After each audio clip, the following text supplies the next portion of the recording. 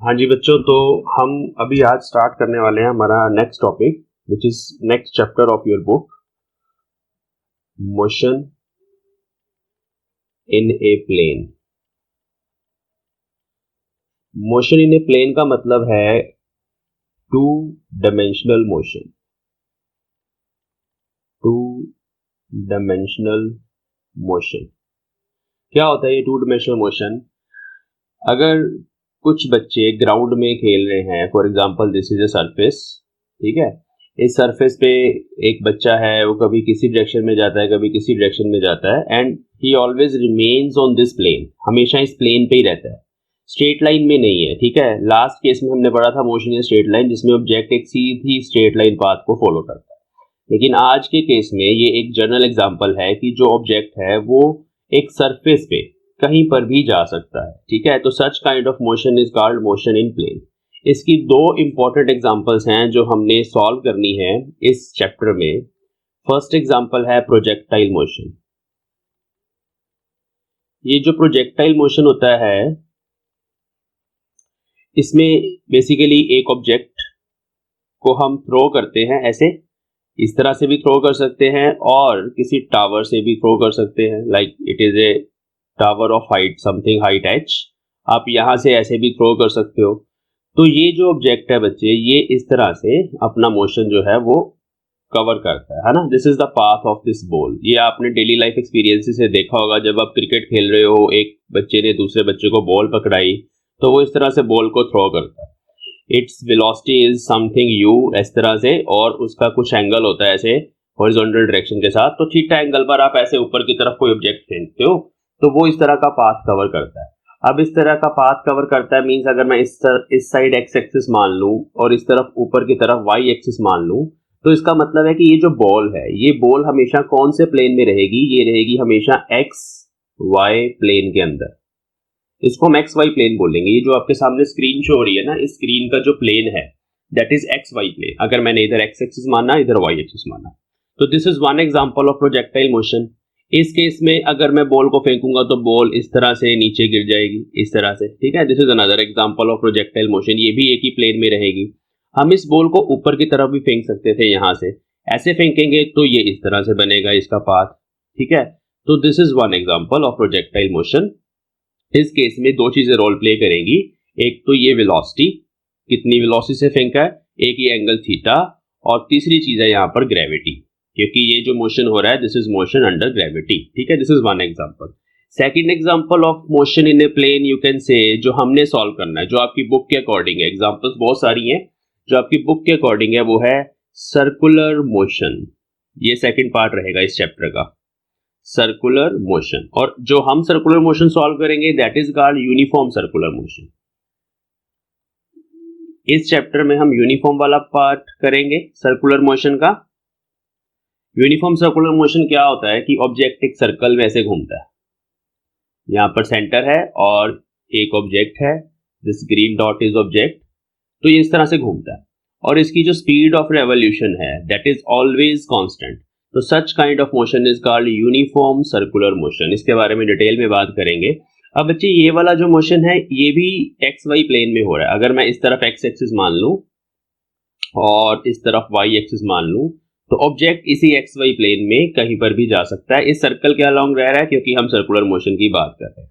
तो now the thing is कि we have to solve two dimensional motions like this, और इनको solve करने के लिए हमने क्या यूज करना है? हमने काइनेमेटिक्स को यूज करना है। जो चीजें हमने पढ़ी थी मोशन इन स्ट्रेट लाइन में, उन चीजों को अब यहां पर अप्लाई करना है। तो let us see how we apply motion in a plane में हम क्या करते हैं। एक्चुअली एक जनरल एग्जांपल से समझेंगे और फिर हम प्रोजेक्टाइल को सॉल्व करेंगे। And this topic is how we solve it. अच्छा, इसका क्या मतलब है? सॉल्विंग करने का मतलब क्या है वो आप लोगों को मैंने बताया है। सॉल्विंग करने का मतलब होता है कि अगर आपने इस बॉल को यहां से फेंका and you want to tell कि आफ्टर सम टाइम टी ये बॉल कहां पे होगी, मतलब इसकी पोजीशन क्या होगी, its position, what is its position, है ना। अगर आप ये चीज बताना चाहते हो कि टी टाइम के बाद अगर हमने इस बॉल को किसी यू से फेंका, किसी थीटा एंगल पे फेंका, तो after some time what is its position, after some time what is its velocity, इधर वेलोसिटी वेक्टर जाएगा इसका, उसके कितना आंसर आएगा, वो वेलोसिटी के कितने कंपोनेंट्स होंगे, हॉरिजॉन्टल में भी जाएगी, वर्टिकल में भी जाएगी, और क्या उनके आंसर्स होंगे, हर किसी पॉइंट पर एक्सेलरेशन कितना है, इस बॉल को ये पाथ कंप्लीट करने में कितना टाइम लगेगा, ठीक है, ये सब हमारे पास जो है these are the questions of interest जो हमें फाइंड करने हैं, मोशन को सॉल्व करने का ये मतलब है। तो let us see how we solve it. उसके लिए हम एक जनरल एग्जांपल लेके चलते हैं। Let us suppose this is your xy plane, this is x-axis, this is y-axis, this is origin, ठीक है, okay, and this is the path of some particle in xy plane। अब ये two dimensional motion है, ये straight line नहीं है क्योंकि ये कुछ कर्व सा पाथ है। अगर मैं xy प्लेन में इस तरह का पाथ बनाता like this, तो वो स्ट्रेट लाइन मोशन होता, लेकिन हम जो अभी मोशन कर रहे हैं ये टू डिमेंशनल मोशन है। अब लेट अस सपोज यहां पर एक पार्टिकल था जो इस पॉइंट से स्टार्ट हुआ, p पार्टिकल, और इस पाथ के अलोंग चला और यहां तक पहुंच गया, इस पॉइंट तक पहुंच गया, और ये उस पार्टिकल की पोजीशन है at any time t। This is the position of particle, ये वाला डॉट, इसको मैं p पॉइंट लिख देता हूं, स्टार्टिंग में यहां पे था, थोड़ी देर में यहां पे आ गया, तो this is the position of particle, ठीक है। अब मोशन सॉल्व करने का मतलब है कि हाउ वी सॉल्व, इस पोजीशन को कैसे बताएंगे हम, तो उसके लिए हम यहां से इस पॉइंट की लोकेशन जो है x और y, ये कोऑर्डिनेट्स हमें फाइंड करने होते हैं। ये कोऑर्डिनेट्स या तो हमें पता होते हैं या हमें फाइंड करने होते हैं।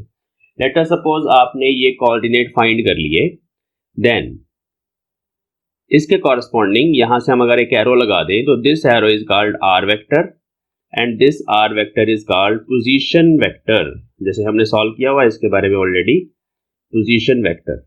जो नए बच्चे बैठे हैं उनके लिए पोजीशन वेक्टर क्या होता है, कोई भी ऐसा वेक्टर, कोई एक ऐसा वेक्टर जो किसी पॉइंट की पोजीशन को बताए, that is called position vector. जैसे कि यहाँ पर x और y कोऑर्डिनेट्स हमें पता है, तो हम वेक्टर कैसे लिखते हैं, हम इस तरह से लिखते हैं x i cap plus y j cap, ठीक है। This is a method of writing a vector. इसमें what is i cap, what is j cap, i cap gives you unit vector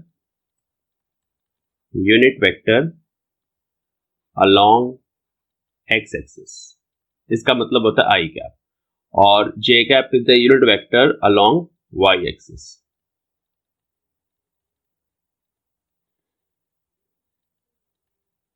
हाँ जी, what is unit vector, unit vector just आपको direction बताता है, unit vector gives you direction.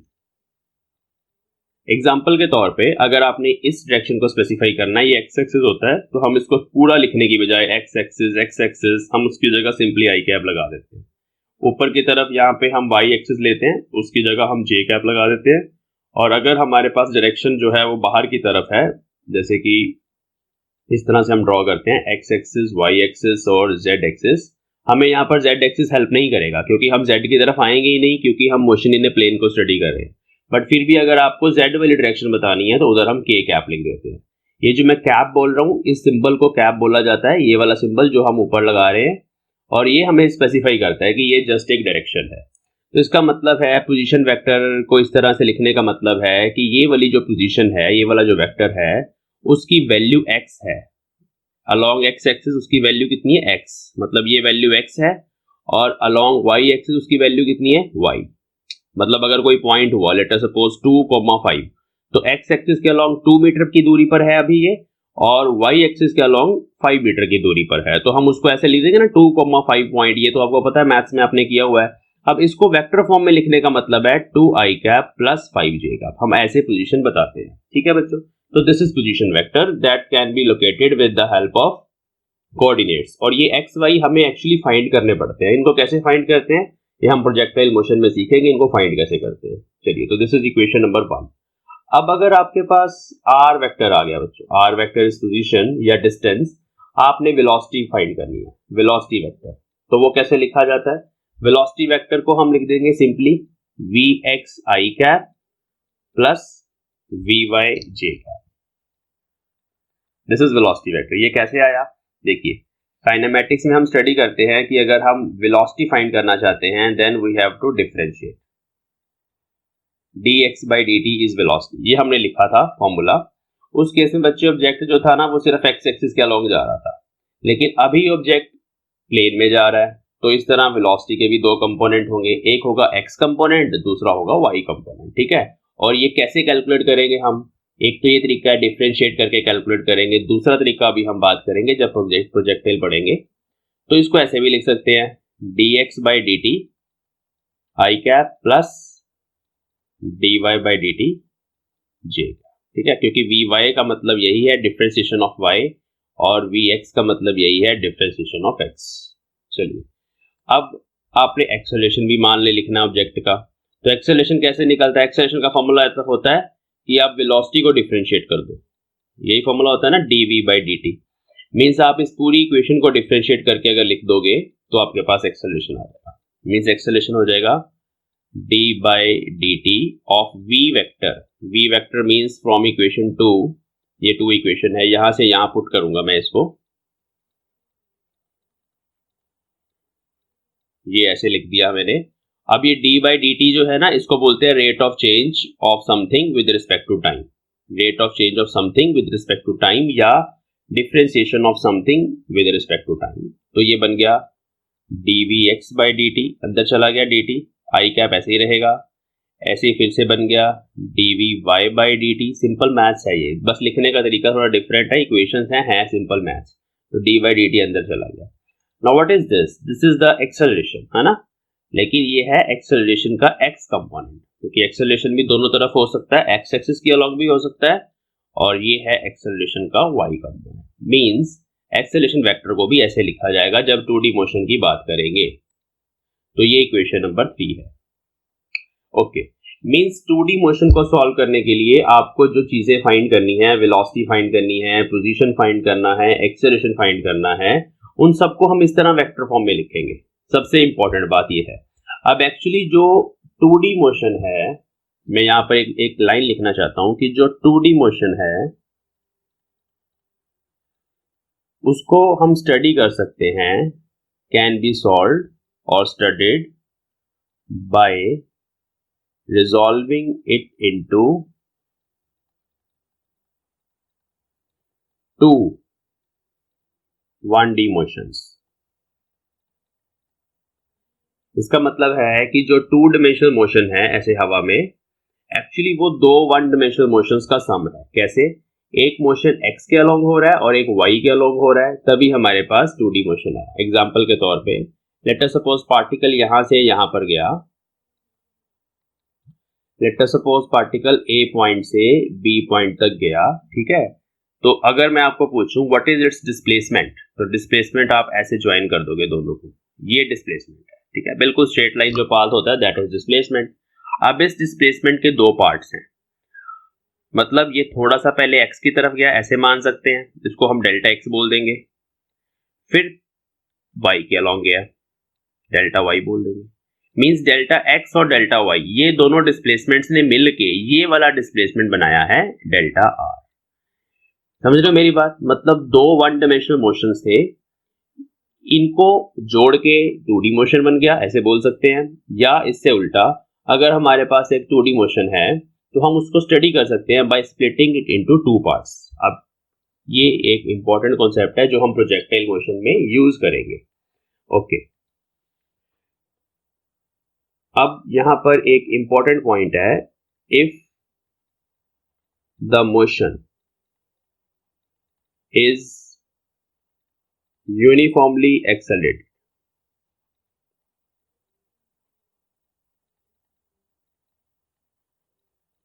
What is uniformly accelerated motion, जिसमें acceleration जो होता है बच्चे वो कांस्टेंट होता है,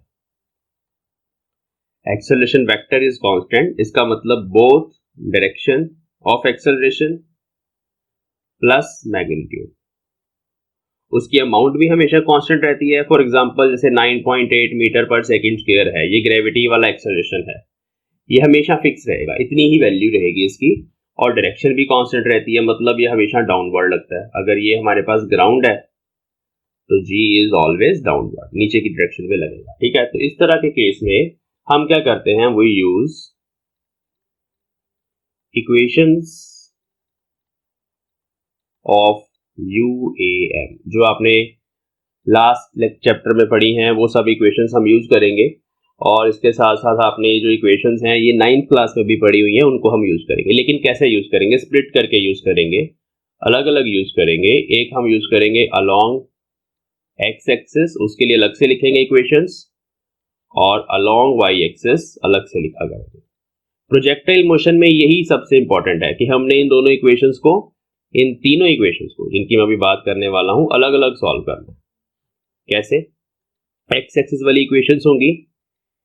सबसे फर्स्ट इक्वेशन क्या होती है? v is equal to u plus a t, ये आपने पढ़ी हुई है ना। अब देखो, जब मैंने बोला अलोंग एक्स एक्सिस, तो मैं इसके पैर में यहाँ x लगा दूंगा। ये तीनों वेक्टर्स है ना, acceleration, initial velocity, final velocity. Time तो स्केलर है, उसके पैर में x लगाने की जरूरत नहीं है। अब इसका मतलब क्या है? इसका मतलब है यहाँ पे जो ax है, that is basically acceleration along x axis, ठीक है। सिमिलरली vx जो है, that is velocity, final velocity of object along x axis, और ux जो है वो इनिशियल वेलोसिटी है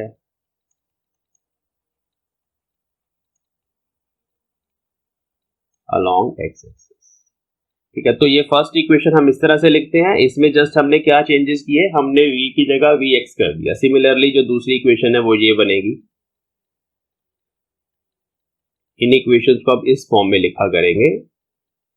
x एक्सिस के लिए अलग से लिखेंगे, y के लिए अलग से लिखेंगे। देखो, vx square minus uy square, v square minus u square is equal to 2ax, where x is the displacement along x axis.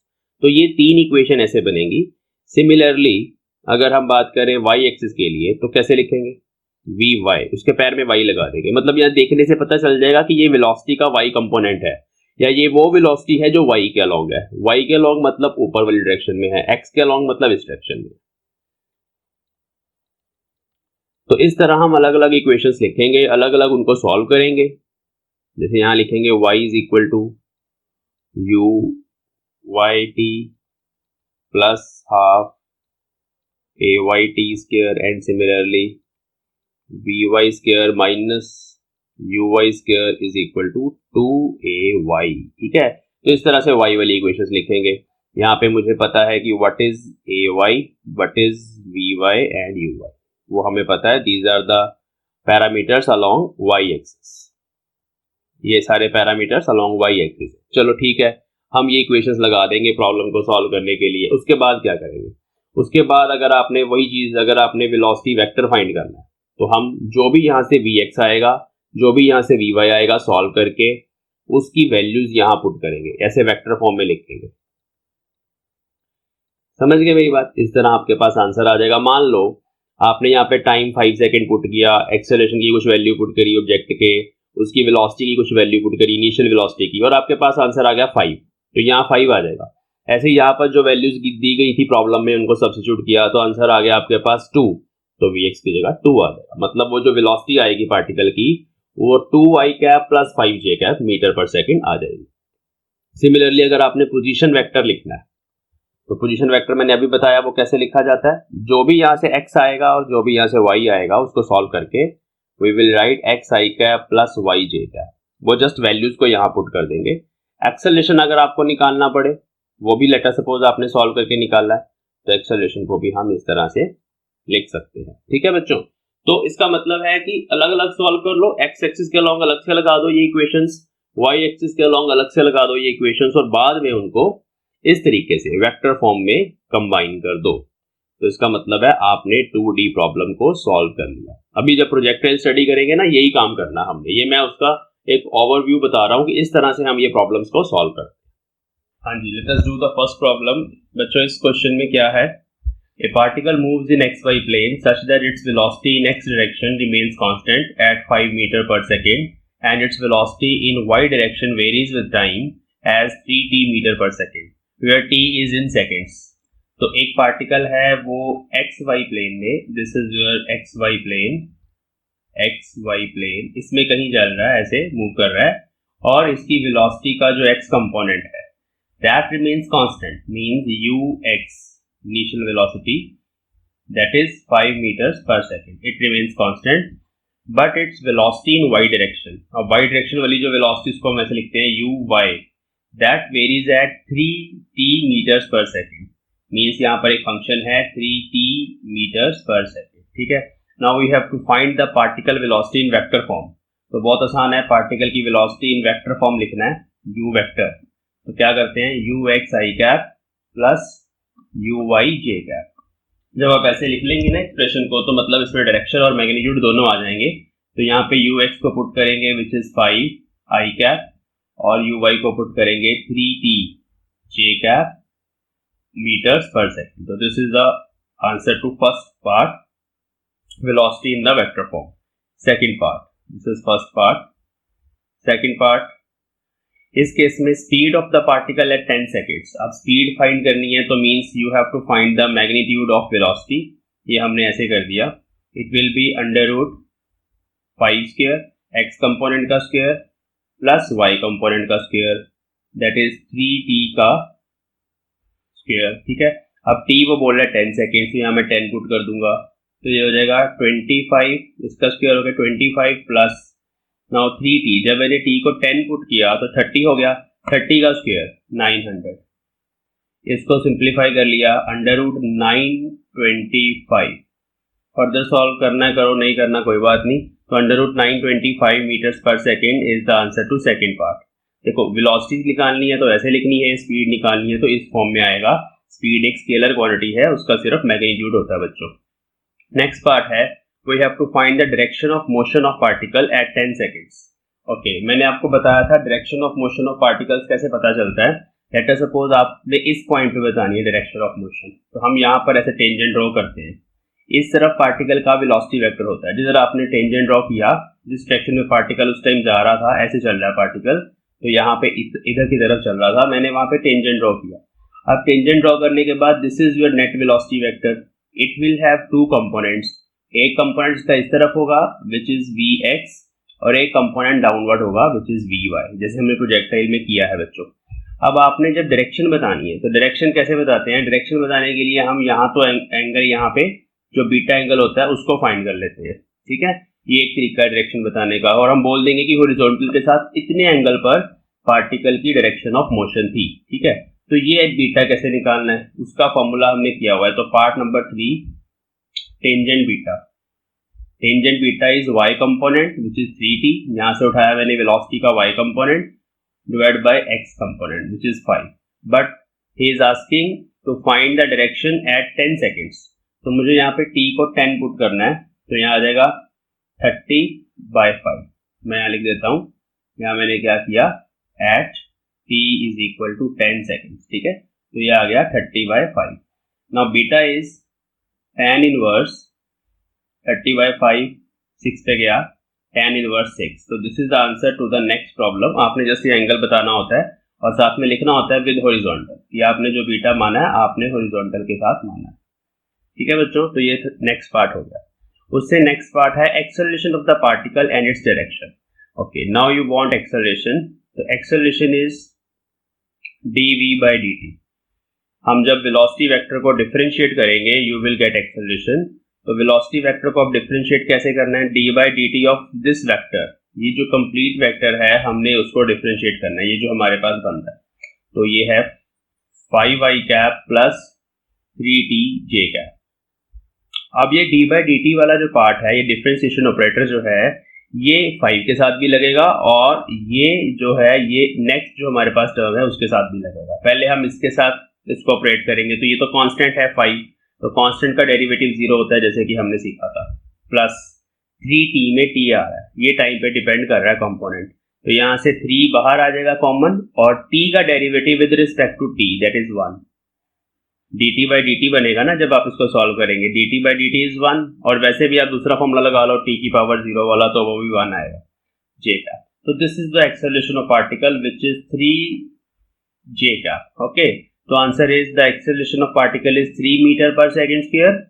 उसका मैग्नीट्यूड है 3 मीटर पर सेकेंड स्क्वायर और उसकी डायरेक्शन है j कैप. डायरेक्शन मतलब अलोंग y एक्सिस. तो जिधर हमारा y एक्सिस है ऊपर की तरफ पार्टिकल का एक्सेलरेशन ऊपर की तरफ है. और ये कांस्टेंट एक्सेलरेशन है। यू कैन सी कि इसमें जो एक्सेलरेशन का फॉर्मूला आ रहा है उसमें टाइम नहीं आ रहा, टी वेरिएबल नहीं आ रहा, ये कांस्टेंट है, हमेशा 3 मीटर पर सेकंड स्क्वायर ही रहेगा। अगर अभी यहाँ पे पूछा जाए what kind of motion is this, तो this is uniformly accelerated motion because acceleration is constant, so it is a kind of UAM. Next part, displacement vector of the particle as the function of time. अभी हमने velocity से acceleration निकाला, differentiate किया था, अब हम निकालने वाले हैं डिस्प्लेसमेंट। ठीक है, तो डिस्प्लेसमेंट एस वेक्टर होता है, उसको अभी हम फाइंड करेंगे। कैसे करना है देखो ध्यान से, ये वाली इक्वेशन हमने यूज करनी है, v is equal to dx by dt। यहाँ मैं लिख देता हूँ पार्ट नंबर ई। ठीक है, ओके, इसको अभी हमने यूज करना है। यहां से हमें dx को एक साइड रख लेना बच्चों, और v dt को दूसरी साइड पे हमें ले जाना है। Now we will integrate on both sides. जब हमें ये चीज निकालनी है और ये वेलोसिटी हमारे पास है, कहाँ है वेलोसिटी, ये रही हमारी वेलोसिटी, इसको यहाँ पुट करेंगे और इंटीग्रेट करेंगे। तो dx का इंटीग्रेशन x वेक्टर आएगा, उसको ऐसे लिख देना, और वेलोसिटी वेक्टर को वेक्टर फॉर्म में पुट करना। अभी मैं देखो वेक्टर के सिंबल्स ऊपर लगा रहा हूं क्योंकि ये सब अब डायरेक्शंस का बहुत इंपॉर्टेंट है, मोशन इन प्लेन है ना, तो एज इट इज वेलोसिटी को यहाँ पुट करना है। देखो 5y cap plus 3t j cap, ऐसे पूरा ब्रैकेट में लिख के dt। Okay, now we will solve this integration as a function of time, हमें निकालना है। अब इंटीग्रेशन कैसे सॉल्व करते हैं, देखो i कैप कांस्टेंट है, 5 कांस्टेंट है, तो सबसे पहले 5y कैप बाहर आ जाएगा और इंटीग्रेशन सिर्फ बनेगी dt की। तो मैं लिख देता हूं पहले dt की इंटीग्रेशन, प्लस यहां से क्या क्या कांस्टेंट है, 3 कांस्टेंट है, j कैप कांस्टेंट है, तो 3 j कैप को बाहर ले लेंगे और इंटीग्रेशन में लिखेंगे t dt। ठीक है, तो नाउ यू हैव 2 इंटीग्रेशंस, एक इंटीग्रेशन में आपको dt सॉल्व करना है, एक में आपको t dt सॉल्व करना है। तो यहां पर dt की इंटीग्रेशन बन जाएगी बच्चों t, तो बनेगा 5t i कैप, और स्मॉल t की इंटीग्रेशन बनेगी 3t square by 2 j cap. यहाँ पे कैसे आए ये फॉर्मूले, लेट मी टेल यू। हमारे पास किसी dt की इंटीग्रेशन t होती है, अगर dx होगा तो उसकी x होती है। इंटीग्रेशन का मतलब होता है टोटल सम, और जो dt है वो स्मॉल टाइम है, तो स्मॉल स्मॉल स्मॉल जितने भी टाइम्स हैं उन सबको जोड़ के हमें टोटल टाइम मिलता है, ये इंटीग्रेशन का मतलब है। और अगर हमारे पास t raise to power n dt ये फॉर्मूला है, तो उसकी इंटीग्रेशन होती है t की power n plus 1 upon n plus 1। ये फॉर्मूला लर्न कर लो जो नए बच्चे हैं, तो बहुत इंपॉर्टेंट है। देखो अब देखो n की वैल्यू यहाँ पे 1 थी, t की पावर 1, तो हमने क्या कर दिया 1 प्लस 1 मतलब 2 बन गया, और डिनोमिनेटर में भी 1 प्लस 1 2 बन गया। तो ये हमारे पास आ गया बच्चों डिस्प्लेसमेंट वेक्टर, ये हमारे पास डिस्प्लेसमेंट वेक्टर आ गया as a function of time. जैसे यहाँ पूछा था as a function of time हमें चाहिए, तो t पे डिपेंड कर रहा है अब ये डिस्प्लेसमेंट वेक्टर। नेक्स्ट है displacement of particle at 5 seconds. अब जब आप यहाँ पे t को 5 पुट कर देंगे, you will get displacement of particle at 5 seconds. Let go to the next sheet. Next है part number f, displacement of particle at 5 seconds means x at 5 seconds हमें फाइंड करना है। तो x का formula भी हमारे पास आया 5t i cap plus 3t square by 2 j cap. तो at 5 seconds हम यहाँ पे t को 5 पुट करेंगे तो we will get 25 i cap plus, जब यहाँ पे 5 पुट करेंगे 25 का स्क्वायर, सॉरी 5 का स्क्वायर 25 into 3 75 by 2 j का। So this is the displacement of particle at 5 seconds, and at last we need equation of trajectory। equation of trajectory कैसे करते हैं, देखो ये जो हमारे पास x वेक्टर है इसके दो कंपोनेंट्स हैं, this is x component which is equal to 5t and there is y component, this is y coordinate और y component which is 3t square by 2। तो दो कोऑर्डिनेट्स आपको मिल गए, x और y की वैल्यूज आपको मिल गई, and to find equation of trajectory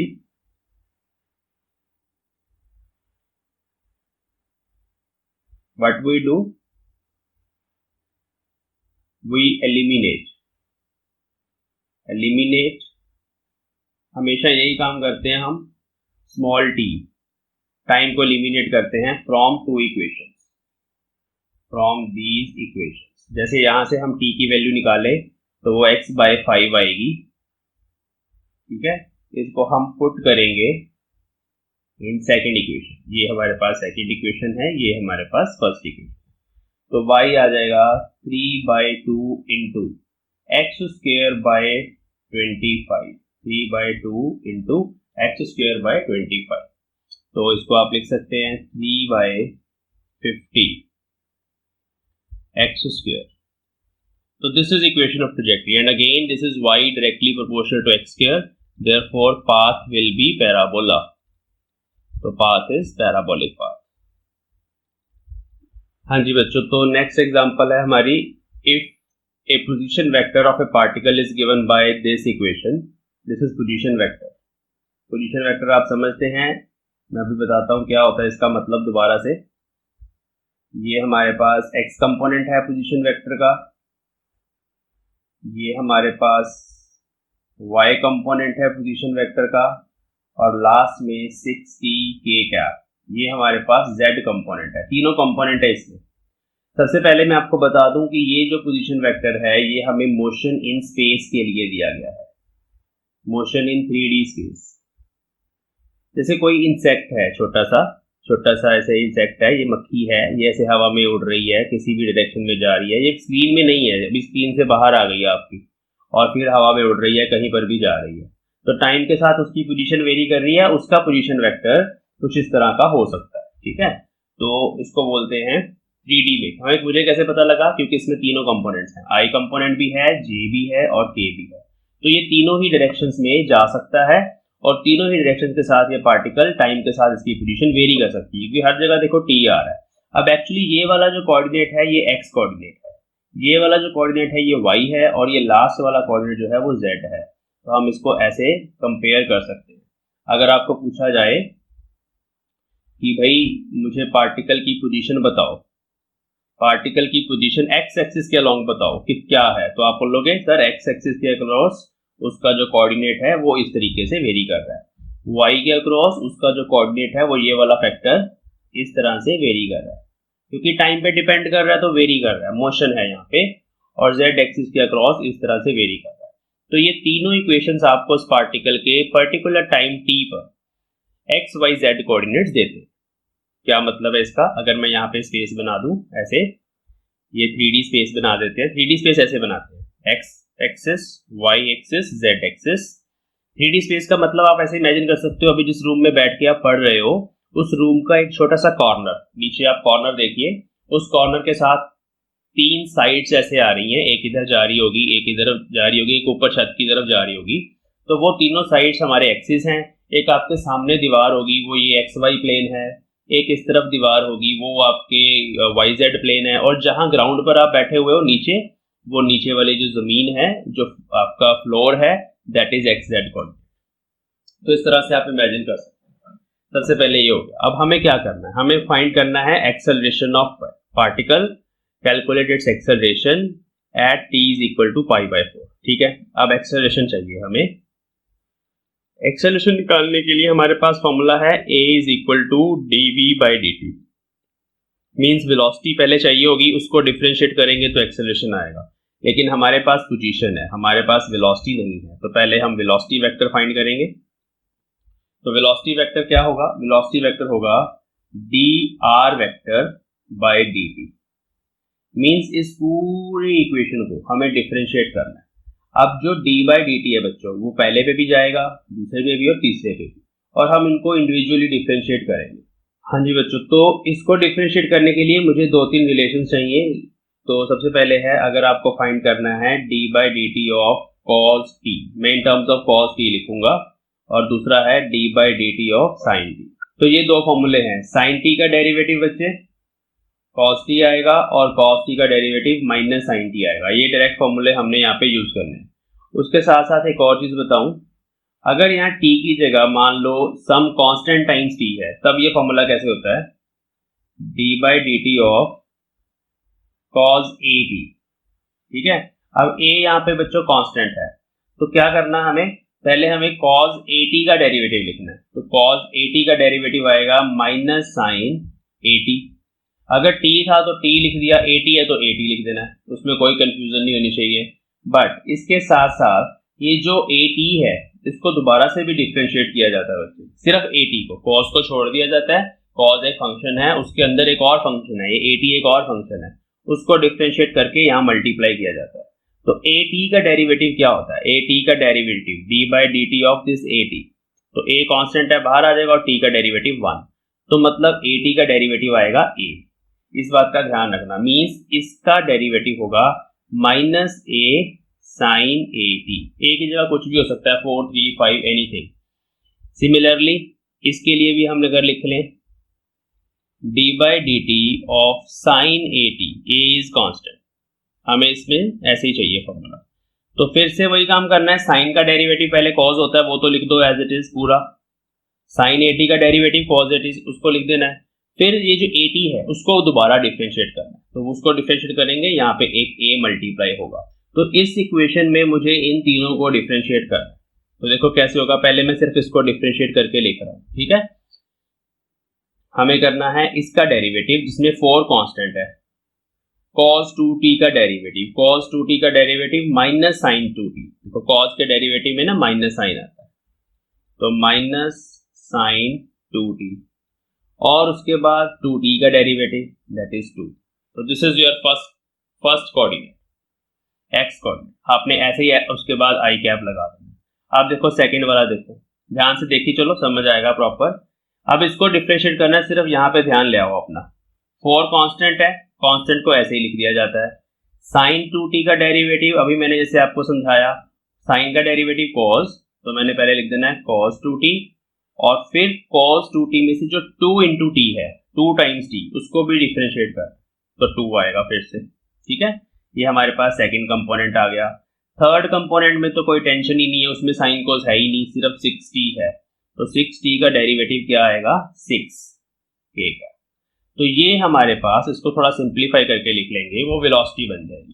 तो let me right it here कि भाई वेलोसिटी वेक्टर जो है वो है -8, तो 4 इंटू 2 8 साइन 2t आई cap plus 8 cos 2t j cap plus 6 k का मीटर्स पर सेकंड। तो ये एक पार्ट हुआ क्वेश्चन का, हमें वेलोसिटी मिल गई। अब हमें निकालना है एक्सेलरेशन। आई वांट कि आप इस इक्वेशन को खुद डिफरेंशिएट करें, सेम वैसी इक्वेशन है, फिर मैं करता हूं। इसको डिफरेंशिएट करना है तो -8 तो पहले एज इट इज आएगा, क्योंकि -8 कांस्टेंट है। साइन 2t का डेरिवेटिव अभी मैंने बताया cos 2t इंटू 2, ठीक है। यहां से देखो फॉर्मूला, साइन 2t की जगह cos 2t इंटू 2, तो वो 2 जो है वो यहाँ आगे आ जाएगा, मल्टीप्लाई कर दिया, साथ में आ गया cos 2t आई क्या, ये फर्स्ट हो गया। सेकंड में 8 एज इट इज आ गया, cos 2t का derivative minus 2 sign 2t, cos 2t का डेरिवेटिव माइनस साइन 2t, और साथ में चेन रूल लगा के दोबारा डिफरेंशिएट किया, 2 एक और आ गया। और लास्ट वाला पार्ट तो कांस्टेंट है, उसमें t आ ही नहीं रहा, उसका डेरिवेटिव 0, तो ये आ गया आंसर -16 cos 2t आई cap -16 sin 2t j cap. तो this is the answer to the acceleration. चलो आगे चलते हैं। तो एक्सेलरेशन आ गया, लेकिन हमें फाइंड करना है at t is equal to π/4, तो वो भी सिखाऊंगा आपको कि टाइम कैसे इसमें पुट करते हैं। तो at t is equal to π/4 हमें इसको फाइंड करना है। तो जहां जहां t है वहां हम π/4 पुट करेंगे, तो आंसर आएगा -16 cos, देखो 2 यहाँ पर है, साथ में लगा देना है π/4, t की जगह π/4 लगा देना है आई कैप। ऐसे ही -16 sin 2 यहाँ पर है, आपने लगा देना है π/4 j कैप। अब ये 2 यहाँ कटा, 2 आ गया, ये भी 2 यहाँ कटा, 2 आ गया। Now what is π/2? π/2 is actually 90 degree, ठीक है। पाई इज 180 डिग्री, ये वाला एक कन्वर्जन फैक्टर याद रखें, 2 पाई करेंगे तो 360 बन जाएगा, π/2 करेंगे तो 90 बन जाएगा। तो cos 90 तो 0 होता है, तो ये टर्म हो जाएगी 0, कंप्लीटली 0 हो जाएगी, और sin 90 बनेगा यहाँ पे, वो 1 होता है। तो हमारे पास आंसर आ गया -16 j कैप मीटर पर सेकेंड स्क्वायर। तो this is the acceleration of particle at t is equal to π/4 seconds. Time को दिया गया है इन टर्म्स ऑफ पाई, तो उसमें कोई प्रॉब्लम नहीं है, जस्ट पुट करो and you will get answer.